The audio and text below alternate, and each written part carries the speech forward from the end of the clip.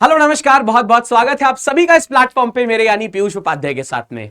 आज एक ऐसी वैकेंसी के बारे में आपको बताने वाला हूं जो स्पेशली उन स्टूडेंट्स के लिए भी है जिनको मैथ्स से डर लगता है। भाई बिना मैथ्स के एग्जाम क्वालिफाई हो जाएगा और 50,000 रुपए की आपको सैलरी मिल सकती है। तो इतनी बड़ी अपॉर्चुनिटी आज आपके साथ शेयर करने जा रहा हूं। वीडियो को लास्ट तक जरूर देखना, एक एक करके सारी डिटेल्स दूंगा। लेकिन अगर चैनल पे नए हो तो सब्सक्राइब जरूर कर लो, क्योंकि ऐसी इंपॉर्टेंट न्यूज मैं आपके साथ रेगुलरली शेयर करता रहता हूं जो आपको सक्सेसफुल बनाने में बहुत हेल्प करती है।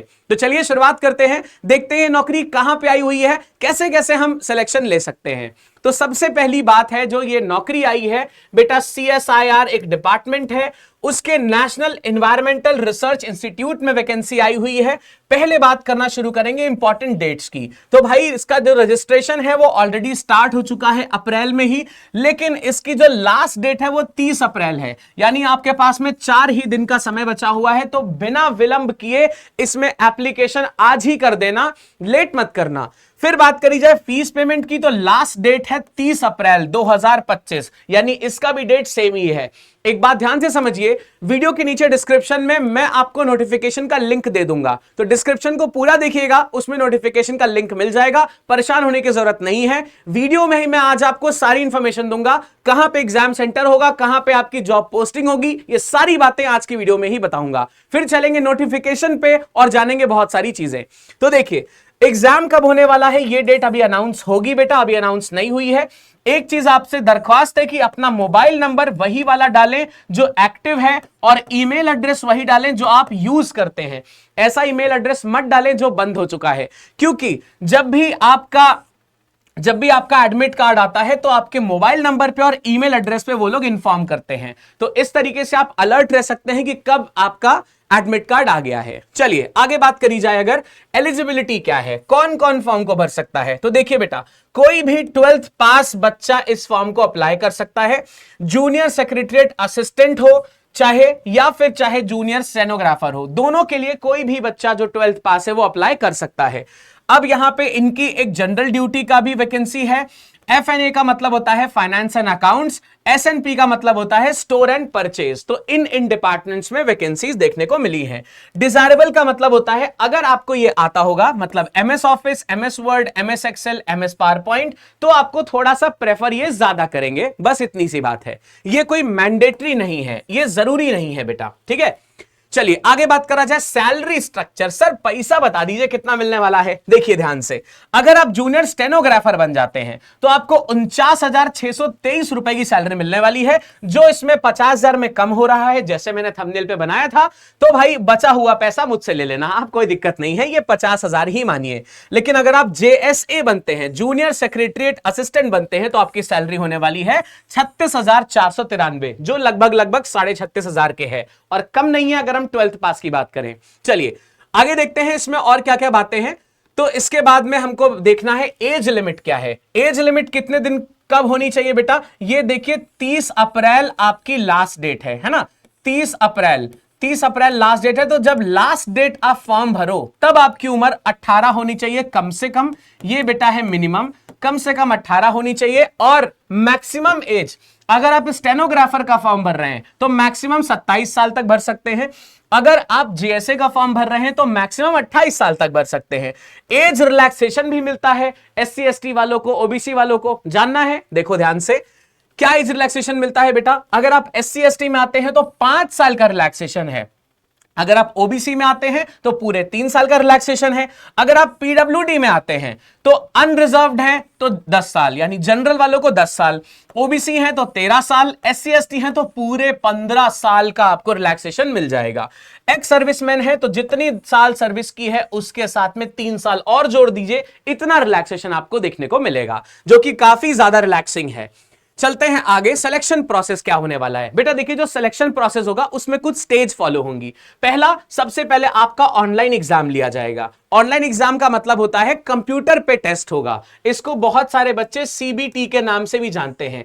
एक ही पेपर होगा, कंफ्यूज होने की जरूरत नहीं है, पेपर एक ही होगा। जैसे प्री मेंस उसके बाद इंटरव्यू होता है, ऐसा कुछ भी नहीं होगा, पेपर सिर्फ एक ही होगा।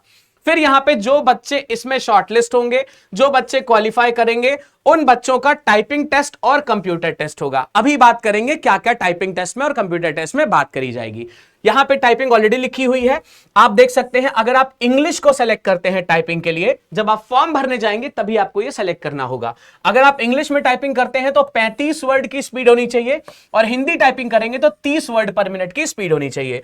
अगर हम बात करें सिलेबस क्या क्या आएगा, जो हमारा सीबीटी होगा उसमें सिलेबस क्या क्या होगा, तो पेज नंबर 3, 4 और 5 पे पूरा सिलेबस नोटिफिकेशन में लिखा हुआ है। तो चलिए नोटिफिकेशन पे आते हैं पहले, फिर वापस आएंगे इस पे और देखेंगे कि आगे कौन सी बातें जाननी है। बेटा ये नोटिफिकेशन है, इसका लिंक मैं वीडियो के नीचे डिस्क्रिप्शन में दे दूंगा, फिर से बता रहा हूं, वहां से आप चेक कर सकते हैं। ठीक है, अब देखिए यहां पे जो कंप्यूटर में जो रिटन एग्जाम आपका होता है वो किस तरीके का होता है। क्वेश्चंस आपके बेटा ओएमआर बेस्ड होते हैं, आपसे मल्टीपल चॉइस क्वेश्चन पूछा जाता है, यानी कि आपको सेलेक्ट करना होगा किस क्वेश्चन का क्या आंसर है। उसके बाद में फिर बात आएगी मीडियम ऑफ क्वेश्चन, इंग्लिश और हिंदी दोनों में ही आपको सवाल लिखे हुए मिलेंगे। स्टैंडर्ड क्या रहेगा, 12th लेवल तक के क्वेश्चंस पूछे जाएंगे, उससे ऊपर नहीं पूछा जाएगा। टोटल सवाल 200 पूछे जाएंगे बेटा। समय आपको मिलेगा 2 घंटा 30 मिनट का समय मिलेगा। ठीक है, अब यहां पे देखिए 2 पेपर होंगे, पेपर 1 और पेपर 2। इसका मतलब ये नहीं कि टीयर 1 टीयर 2 होगा, नहीं नहीं नहीं, ऐसा कंफ्यूज नहीं होने का।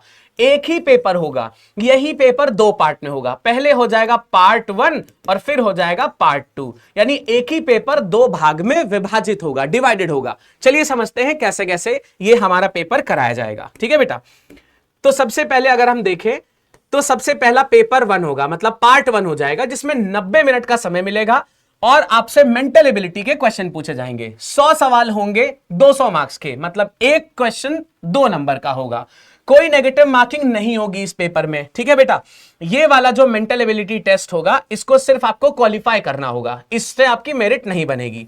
फिर आएगा पेपर नंबर 2, इसमें आपको 60 मिनट मिलेंगे। देखो टोटल 2.5 घंटे मिलने थे, 1.5 यहां मिल गए और 1 घंटा यहां मिल गया। जो ये सेकंड पार्ट आएगा इसमें जनरल अवेयरनेस आएगा 50 क्वेश्चन का, और इंग्लिश लैंग्वेज आएगी 50 सवाल की। इंग्लिश लैंग्वेज मैं आपकी प्रिपेयर करा दूंगा, रोज आप मेरे से वोकैबुलरी पढ़ सकते हो। शाम को 9 बजे या रात को 9 बजे मेरा वोकैब स्पेशल शो आता है, उसको जरूर अटेंड करिए। वोकैबुलरी का एकदम ब्रह्मास्त्र है वो, अगर आपने अटेंड कर लिया तो सच बता रहा हूं क्वेश्चंस आपके नहीं फंसेंगे बिल्कुल भी। आपको ऐसा लगेगा कि भाई पेपर में आया है और मुझे ये सवाल आता है। ठीक है, याद से उसको जरूर अटेंड करिएगा। चलिए, जनरल अवेयरनेस के 50 सवाल आएंगे 150 नंबर के, यानी हर सवाल 3 नंबर का। सेम इंग्लिश के 50 सवाल आएंगे 150 नंबर के, मतलब ये पूरा 300 नंबर का होगा सेकंड पार्ट।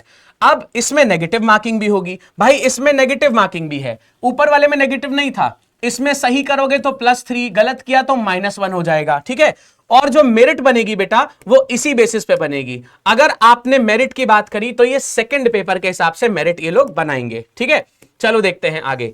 फिर यहां पे जो मेरिट लिस्ट है वो proficiency test in computer is qualifying in nature. जो कंप्यूटर में MS वर्ड, MS ऑफिस मैंने आपको बताया था, वो सिर्फ क्वालिफाइंग होगी। सेकंड पॉइंट कह रहा है paper 1 of the written examination is also qualifying in nature. जो पार्ट 1 किया था जिसमें हमारे पास में 100 सवाल आए थे, वो भी क्वालिफाइंग होगा। The selection committee will fix the minimum cut off marks in paper 1। जो कमिटी है वो मिनिमम मार्क्स फिक्स कर देगी, उतने मार्क्स आपको लाने होंगे, मैं भी आपको बता दूंगा। जो आपकी मेरिट बनेगी वो सेकंड पेपर के हिसाब से बनेगी, जिसमें नेगेटिव मार्किंग हो रही है। ठीक है, चलिए अब ये बात आपको समझ आ गई है। अब बात करते हैं बेटा कि हमको जो स्टेनोग्राफर वाला है उसमें क्या क्या होना है। बहुत सारी चीजें सेम है, लेकिन कुछ चीजें जो डिफरेंट है उसकी बात करते हैं।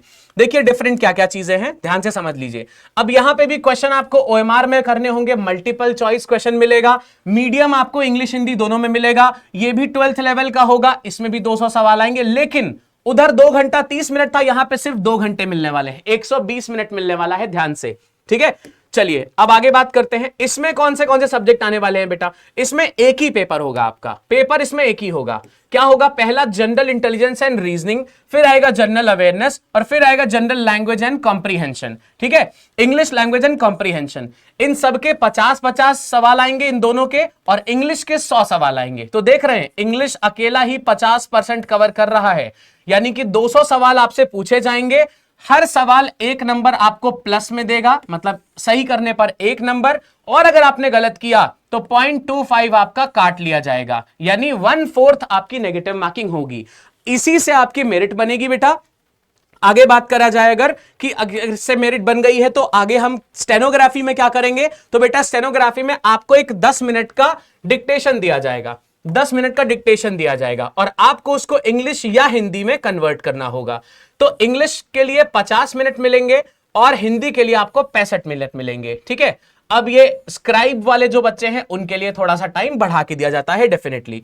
अब ये जो स्टेनोग्राफी टेस्ट है ये क्या होगा बेटा, the methodology of evaluation of stenography test, यहां पे जिस मेथड के हिसाब से इन्होंने बताया हुआ है उसी हिसाब से यहां पे एरर्स को ये इस परसेंटेज के हिसाब से निकालेंगे। आई होप आप इन चीजों को समझ पा रहे होगे, रिलेट कर पा रहे होगे।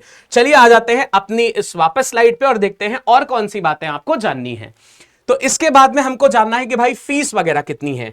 इसमें जनरल, ओबीसी और ईडब्ल्यूएस के लिए 500 रुपए फीस है। एससी, एसटी, पीएच और ईएसएम के लिए फ्री है ये फॉर्म। फीमेल्स चाहे जिस कैटेगरी की हो, चाहे जनरल, एससी, एसटी, सब के लिए फॉर्म फ्री है, कोई टेंशन लेने की जरूरत नहीं है। चलिए आगे बात करते हैं जॉब लोकेशन और एग्जाम सेंटर। बहुत सारे स्टूडेंट्स का ये मैसेज आता है कि सर एग्जाम सेंटर कहां पड़ेगा, जॉब लोकेशन कहां होगी। तो मैंने इस वीडियो में ये चीज भी कवर कर दी है। देखिए, दिल्ली, मुंबई, चेन्नई, कोलकाता और हैदराबाद में ही आपके एग्जाम सेंटर्स होंगे और यहीं पे ही जॉब लोकेशन भी है, इसके अलावा और कहीं नहीं मिलेगी। तो फालतू परेशान मत हो कि सर यहां मिल जाएगी, वहां मिल जाएगी। यही है एग्जाम सेंटर्स और यही है जॉब लोकेशंस। एकदम फिक्स रहे, इस चीज पे चेंजेस नहीं होने वाले हैं बेटा, ठीक है। चलिए आगे बात करी जाए।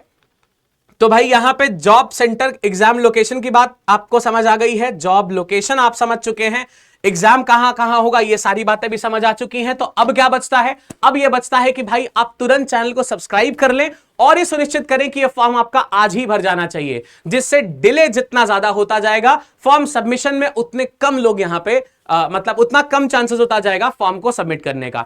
वैकेंसीज इनमें थोड़ी सी कम होती हैं, लेकिन ये फॉर्म्स के बारे में ज्यादा लोगों को पता नहीं होता है। अब ऐसा लगेगा कि सर इतने सारे लोगों ने वीडियो देख लिया, सबको पता चल गया होगा। तो जैसे आप सोच रहे हो कि सबको पता चल गया तो लोग नहीं भरते हैं, यही रीजन है कि ये जो पोस्ट होती है इतनी कम निकाली जाती हैं। सो आप उनमें से मत बनिए, आप फॉर्म को जरूर भरिए। All the best, take care.